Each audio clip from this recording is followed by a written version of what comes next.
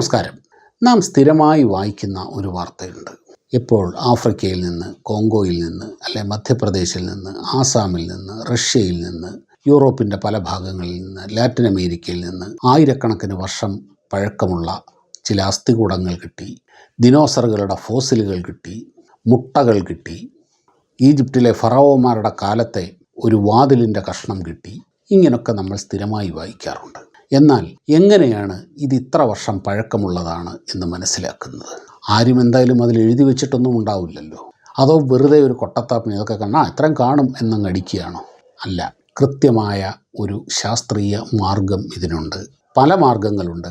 അത് പ്രധാനപ്പെട്ട ഒരു മാർഗമാണ് റേഡിയോ കാർബൺ ഡേറ്റിംഗ് എന്ന് പറയുന്ന സാങ്കേതികവിദ്യ. അത് വളരെ സങ്കീർണമായ ഒരു സാങ്കേതികവിദ്യയാണ്, ഒരു മെത്തേഡാണ്.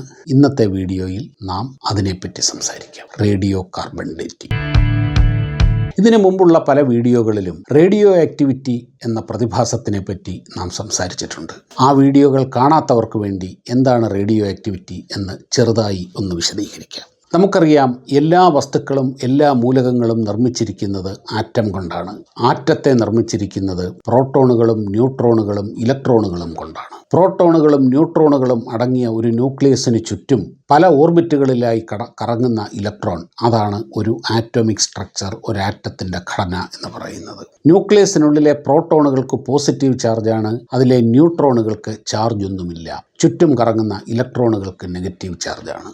ആറ്റം എന്ന് പറഞ്ഞാൽ ഏറ്റവും അതിൻ്റെ ലളിതമായ ഒരു രൂപം ഇങ്ങനെയാണ്. 19-ാം നൂറ്റാണ്ടിൻ്റെ അവസാനത്തിൽ ഹെൻറി ബേക്കറൽ വളരെ യാദൃശ്ചികമായി ഒരു പ്രതിഭാസം കണ്ടെത്തി. അതാണ് റേഡിയോ ആക്ടിവിറ്റി. ഫോസ്ഫറസ്, റേഡിയം അങ്ങനെയുള്ള ചില മൂലകങ്ങളിൽ നിന്ന് അദൃശ്യമായ ചില വികിരണങ്ങൾ, ചില റേഡിയേഷനുകൾ പുറത്തു വരുന്നു. അന്വേഷിച്ച് ചെന്നപ്പോൾ ഇത് ആറ്റത്തിൻ്റെ ന്യൂക്ലിയസിൽ നിന്നാണ് വരുന്നത് എന്നും കണ്ടെത്തി. അത് പിന്നീട് വളരെ വിശദമായി ഗവേഷണം നടത്തിയപ്പോൾ ആ ആറ്റത്തിൻ്റെ ന്യൂക്ലിയസിൽ അതിനുള്ളിലെ ന്യൂട്രോണുകൾ വിഘടിച്ച് പ്രോട്ടോണുകളും ഇലക്ട്രോണുകളുമായി മാറുന്ന പ്രതിഭാസമാണിത്. ആ ഇലക്ട്രോണിനെയും മറ്റ് ഗാമ കിരണങ്ങളെയും ഒക്കെ പുറത്തുവിടുന്നതാണ് ഈ റേഡിയേഷനുകൾ എന്നും കണ്ടെത്തി.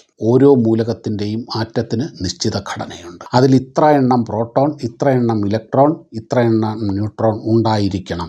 ആ ഘടന മാറിക്കഴിഞ്ഞാൽ അത് മറ്റൊരു മൂലകമായി മാറുകയാണ് ചെയ്യുക. എല്ലാ വസ്തുക്കളുടെയും ആറ്റത്തിൽ ഈ പറഞ്ഞ സാധനങ്ങളുണ്ട്. പക്ഷേ അത് ഒന്ന് ഹൈഡ്രജൻ ആണെങ്കിൽ ഒന്ന് ഓക്സിജൻ ആവുകയും മറ്റൊന്ന് സോഡിയം ആവുകയും കാർബൺ ആവുകയും ഒക്കെ ചെയ്യുന്നത് അതിനുള്ളിലെ പ്രോട്ടോണുകളുടെയും ന്യൂട്രോണുകളുടെയും ഇലക്ട്രോണുകളുടെയും എണ്ണത്തിനനുസരിച്ചാണ്. ആ എണ്ണം മാറിക്കഴിഞ്ഞാൽ അത് ആ മൂലകമല്ലാതായി മാറും, അത് മറ്റൊരു മൂലകമായി മാറും. റേഡിയോ ആക്ടിവിറ്റി മൂലം ഒരു മൂലകം അതല്ലാതായി മാറുന്നതാണ് റേഡിയോ ആക്റ്റീവ് ഡീക്കേ. ചില മൂലകങ്ങളേ ഉള്ളൂ റേഡിയോ ആക്ടിവിറ്റി പ്രതിഭാസമുള്ളത്. Uranium, thorium, plutonium, barium, phosphorus അങ്ങനെയുള്ള ചില മൂലകങ്ങൾ. ഈ റേഡിയോ ആക്ടിവിറ്റിയുടെ ഡീക്കേ പ്രോസസ്സ് അത് ഓരോന്നിലും ഓരോന്നാണ്. ഞാൻ പറഞ്ഞല്ലോ, ഈ റേഡിയോ ആക്ടിവിറ്റി മൂലം ഒരു മൂലകം അതല്ലാതായി മാറും. അതായത് ഒരു 5 കിലോ റേഡിയോ ആക്റ്റീവ് മൂലകമുണ്ടെങ്കിൽ അത് കുറേ കാലം കഴിയുമ്പോൾ അത് 2.5 കിലോയാകും. കുറേ കാലം കഴിയുമ്പോൾ അത് 1.25 കിലോയാകും. അങ്ങനെ കുറഞ്ഞുകൊണ്ടിരിക്കും. അങ്ങനെ ഒരു മൂലകം അതിൻ്റെ നേരെ പകുതിയാകാൻ എടുക്കുന്ന ഒരു സമയമുണ്ട്. അതിനാണ് ആ മൂലകത്തിൻ്റെ ഹാഫ് ലൈഫ് അഥവാ അർദ്ധായുസ് എന്ന് പറയുന്നത്. ഈ പ്രത്യേകതയാണ് കാർബൺ ഡേറ്റിങ്ങിൽ ഉപയോഗിക്കുന്നത്. ഇനി എന്താണ് കാർബൺ ഡേറ്റിംഗ്? നമുക്കറിയാം, എല്ലാ ജീവവസ്തുക്കളും നിർമ്മിച്ചിരിക്കുന്ന അടിസ്ഥാന ഘടകങ്ങളിലൊന്നാണ് കാർബൺ. എല്ലാ വസ്തുക്കളിലും ഉണ്ട് കാർബൺ. ആ കാർബൺ എന്ന് പറയുന്നത് വളരെ സ്റ്റേബിളായിട്ടുള്ള ഒരു മൂലകമാണ്. കാർബണിൻ്റെ മാസ് നമ്പർ എന്ന് പറയുന്നത് 12 ആണ്. എന്ന് വെച്ചാൽ അതിൻ്റെ മാസ്, അതായത് ന്യൂക്ലിയസിൻ്റെ മാസ്സാണത്. ആ ന്യൂക്ലിയസിനുള്ളിൽ 6 പ്രോട്ടോണുകളും 6 ന്യൂട്രോണുകളുമുണ്ട്. അങ്ങനെ രണ്ടും കൂടി ചേർത്ത് 12. അതുകൊണ്ടാണ് അതിനെ കാർബൺ 12 എന്ന് പറയുന്നത്. അത് വളരെ സ്റ്റേബിളാണ്, അത് റേഡിയോ ആക്റ്റീവ് ഒന്നുമല്ല. എന്നാൽ കാർബൺ 14 എന്ന് പറയുന്ന മറ്റൊരു വകഭേദമുണ്ട്, അഥവാ ഐസോട്ടോപ്പുണ്ട്. ആ കാർബൺ 14ൻ്റെ ന്യൂക്ലിയസിനുള്ളിൽ 8 ന്യൂട്രോണുകളും 6 പ്രോട്ടോണുകളുമാണുള്ളത്. അതായത് ടോട്ടൽ 14. ഈ കാർബൺ 14 എന്ന് പറയുന്ന എലമെൻറ്റ് റേഡിയോ ആക്റ്റീവാണ്. അതിന് റേഡിയോ ആക്റ്റീവ് ഡീക്കേ ഉണ്ട്. ഒരു 5 കിലോ കാർബൺ 14 എടുത്തു വെച്ചാൽ 5730 വർഷം കഴിയുമ്പോൾ ഇത് നേരെ പകുതിയാകും. 5 കിലോ എന്നുള്ളത് 2.5 കിലോയാകും. വീണ്ടും ഒരു 5730 വർഷം കഴിഞ്ഞാൽ ഈ 2.5 കിലോ എന്ന് പറയുന്നത് 1.25 കിലോയാകും. അങ്ങനെ അത് കുറഞ്ഞുകൊണ്ടിരിക്കും. ഇതാണ് കാർബൺ 14ൻ്റെ റേഡിയോ ആക്റ്റീവ് ഡീക്കേ. എല്ലാ സസ്യ ജന്തുജാലങ്ങളും അന്തരീക്ഷവായുവിനെ ശ്വസിക്കുന്നുണ്ട്. ഈ അന്തരീക്ഷവായുവിനെ ശ്വസിക്കുമ്പോൾ ഈ അന്തരീക്ഷത്തിലെ മൂലകങ്ങളെല്ലാം നമ്മുടെ ശരീരത്തിനുള്ളിലേക്ക് പോകുന്നുണ്ട്. നമ്മുടെ അന്തരീക്ഷത്തിൽ 78% നൈട്രജനാണ്, 21% ഓക്സിജനാണ്, ബാക്കി 1% ബാക്കി കാർബൺ ഡൈ ഓക്സൈഡും ബാക്കി എല്ലാ മൂലകങ്ങളും കൂടെ ചേർന്നതാണ്. ഇതിലേറ്റവും മേജർ പാർട്ട് നൈട്രജനാണ്. ആ നൈട്രജൻ്റെ മാസ് നമ്പർ എന്ന് പറയുന്നത് അതും 14 തന്നെയാണ്. അത് 7 പ്രോട്ടോണുകളും 7 ന്യൂട്രോണുകളും അതിൻ്റെ അകത്തുണ്ട്. സൂര്യനിൽ നിന്നുള്ള വികിരണങ്ങൾ, പ്രത്യേകിച്ച് കോസ്മിക് റേസ് എന്ന് പറയുന്നത് ഈ പ്രകാശം പോലെയോ ഉള്ള ഇലക്ട്രോ മാഗ്നറ്റിക് വേവ്സ് അല്ല, അത് ചാർജുള്ള കണങ്ങൾ തന്നെയാണ്, അയോണുകളാണ്. ഒരു സാധാരണ ആറ്റത്തിന് ചാർജില്ല, കാരണം അതിൻ്റെ അകത്ത് എത്ര പോസിറ്റീവ് ചാർജുള്ള പ്രോട്ടോണുണ്ടോ അത്രയും നെഗറ്റീവ് ചാർജുള്ള ഇലക്ട്രോണുമുണ്ട്. അത് രണ്ടും കൂടെ ചേർന്ന് ന്യൂട്രലായിരിക്കും. എന്നാൽ അതിൽ നിന്ന് ഇലക്ട്രോണുകൾ ഇല്ലാതായാൽ ന്യൂക്ലിയസ് മാത്രമേ ബാക്കി ഉണ്ടാവുകയുള്ളൂ. ആ ന്യൂക്ലിയസിലുള്ള പോസിറ്റീവ് ആയ പ്രോട്ടോണുകളുടെ ചാർജ് ആയിരിക്കും ആ കണത്തിൻ്റെ ചാർജ്, പോസിറ്റീവ് ചാർജ് ആയിരിക്കും. ഇങ്ങനെ ചാർജുള്ള കണങ്ങളെയാണ് അയോണുകൾ എന്ന് വിളിക്കുന്നത്.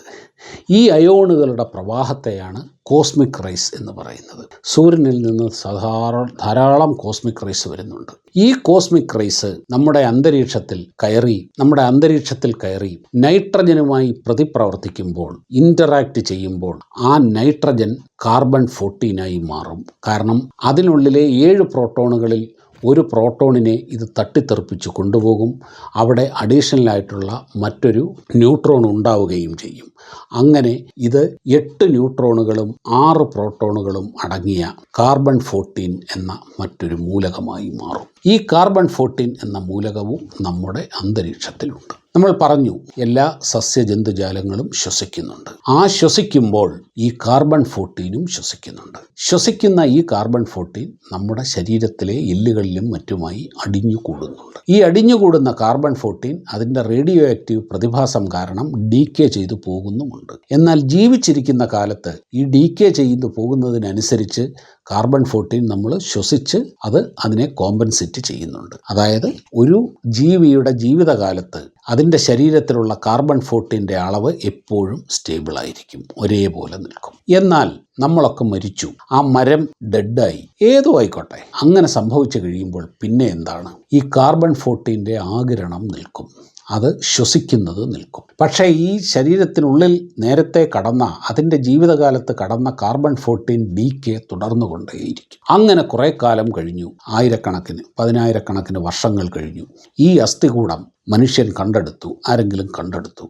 അപ്പോഴും അതിൻ്റെ അകത്ത് ഉള്ള കാർബൺ 14ൻ്റെ ഡീക്കേ തുടർന്നുകൊണ്ടേയിരിക്കും. അതിലെത്ര കാർബൺ 14 അവശേഷിച്ചിട്ടുണ്ട് എന്ന് മോഡേൺ ടെക്നിക്കുകളിലൂടെ മനസ്സിലാക്കാൻ പറ്റും. സപ്പോസ് ഒരു നമ്പർ വിചാരിക്കുകയാണ്, ഒരു അസ്ഥികൂടം കിട്ടി, ഒരു എല്ലിൻ കഷ്ണം കിട്ടി, അല്ലെങ്കിൽ ഒരു മരക്കഷ്ണം കിട്ടി. അതിലെ കാർബൺ 14ൻ്റെ അപ്പോഴുള്ള അളവ് 4 ആണെന്ന് മനസ്സിലായി. അത് ബാക്ക് കാൽക്കുലേറ്റ് ചെയ്യുമ്പോൾ 5730 വർഷം മുമ്പ് അത് 8 ആയിരുന്നിരിക്കില്ലേ? വീണ്ടും ഒരു 5730 വർഷം മുമ്പ് അത് 16 ആയിരുന്നില്ലേ? അങ്ങനെ കണക്കാക്കി എപ്പോഴാണ് ഈ വൃക്ഷം, ഈ ജന്തു അവസാനം ശ്വസിച്ചത് എന്ന് കൃത്യമായി കണക്കാക്കിയെടുക്കാൻ കഴിയും. അപ്പോൾ എന്നാണ് ആ മനുഷ്യൻ മരിച്ചത്, അല്ലെങ്കിൽ ആ ജന്തു മരിച്ചത്, ആ വൃക്ഷം വീണത്, ആ വൃക്ഷത്തിൻ്റെ പഴക്കം എത്രയുണ്ടായിരുന്നു എന്ന് കൃത്യമായി നമുക്ക് ലഭിക്കില്ലേ? ഇതാണ് സുഹൃത്തുക്കളെ കാർബൺ ഡേറ്റിംഗ്. കാർബണിനെ ഉപയോഗിച്ചുകൊണ്ടുള്ള ഡേറ്റിംഗ് അഥവാ പഴക്കം നിർണ്ണയിക്കുന്ന പ്രക്രിയ, ആ ടെക്നിക്ക്.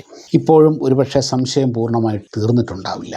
അങ്ങനെ കണക്കാക്കിപ്പോയി എത്ര കാലം എന്ന് വെച്ചാൽ പുറകോട്ട് പോകും. 16 32 ആവും, 32 64 ആകും, അങ്ങനെ പോവില്ലേ? അവിടെ നമ്മൾ വേറൊരു മെത്തേഡും കൂടെ ഉപയോഗിക്കും. ഞാൻ പറഞ്ഞല്ലോ, ശരീരം, മനുഷ്യ ശരീരം എന്നല്ല, എല്ലാ ജീവ ശരീരങ്ങളും നിർമ്മിച്ചിരിക്കുന്ന അടിസ്ഥാന ഘടകം കാർബണാണ്. കാർബൺ 12 എന്ന സ്റ്റേബിളായിട്ടുള്ള ഒരു വസ്തുവാണ്. ആ കാർബൺ 12 ഒരിക്കലും നശിക്കില്ല, അത് ഡീക്കേ ചെയ്യില്ല, ഉറപ്പാണല്ലോ. അപ്പോൾ ഈ ശരീരത്ത് നിന്ന് ഇപ്പോൾ കാർബൺ 12 അതിൻ്റെ അകത്ത് എത്രയുണ്ട്, കാർബൺ 14 അതിൻ്റെ അകത്ത് എത്രയുണ്ട് എന്ന് കൃത്യമായിട്ട് കണക്കാക്കും. ആ കണക്കാക്കി ഇത് രണ്ടും കൂടി ചേർന്നുള്ള ഒരു ഫോർമുല ഉണ്ടാക്കി ആ ഫോർമുല ഉപയോഗിച്ചുകൊണ്ടാണ്, ഒരു റേഷ്യോ ഉപയോഗിച്ചുകൊണ്ടാണ് എന്നായിരുന്നു ഈ ജന്തു, ഈ വൃക്ഷം അവസാനം ശ്വസിച്ചത് എന്ന് മനസ്സിലാക്കുന്നത്. പുരാവസ്തു ഗവേഷണത്തിലെ അത്ഭുതാവഹമായ വളരെ വലിയ ഒരു കണ്ടെത്തലാണ് ഈ carbon 14-ൻ്റെതും radio carbon ഡേറ്റിങ്ങിൻ്റെതും. 1940-കളിൽ Villard Libi എന്ന അമേരിക്കൻ ശാസ്ത്രജ്ഞനാണ് കാർബൺ ഡേറ്റിംഗ് എന്ന സാങ്കേതികവിദ്യ,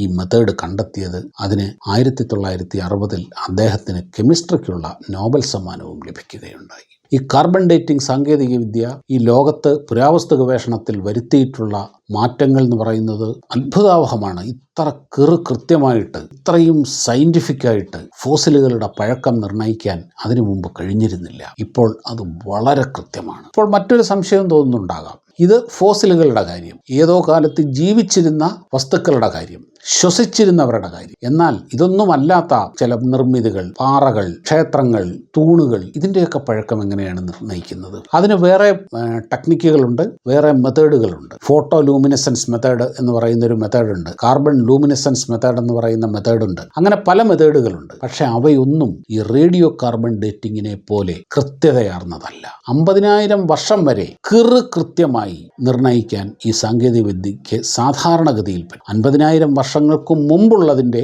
നിർണ്ണയിക്കാൻ ഈ ടെക്നിക്കിനോടൊപ്പം വേറെ ചില ടെക്നോളജികളും ഉപയോഗിക്കണം. അപ്പോൾ റേഡിയോ കാർബൺ ഡേറ്റിംഗ് എന്താണ് എന്ന് എല്ലാവർക്കും മനസ്സിലായിട്ടുണ്ടാകും എന്ന് കരുതുന്നു. മറ്റൊരു വീഡിയോയുമായി കാണുന്നതുവരെ നമസ്കാരം.